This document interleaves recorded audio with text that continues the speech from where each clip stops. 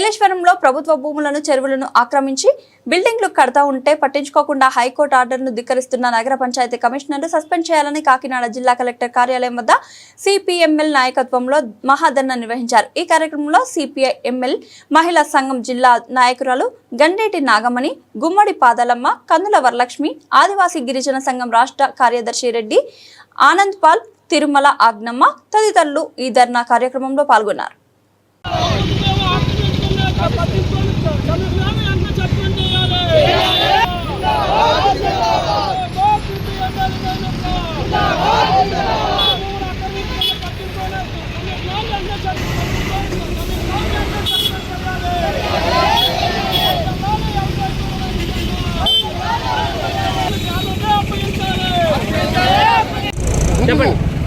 నా పేరు Pushpa Reddy Ganeswara Rao, CPML party organising committee కార్యదర్శిని।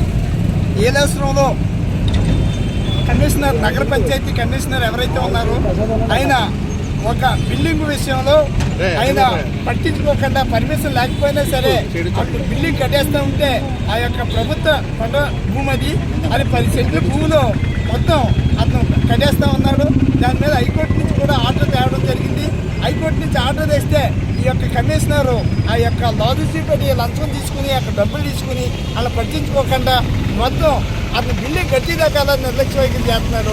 హైకోర్టుని ధిక్కరించి ఆయన హైకోర్టు ఆర్డర్ కూడా పక్కన పెట్టేశాడు। ఆయన తక్షణం సస్పెండ్ చేయాలని మేము ఈ కార్యక్రమం తీసుకోవడం జరిగింది।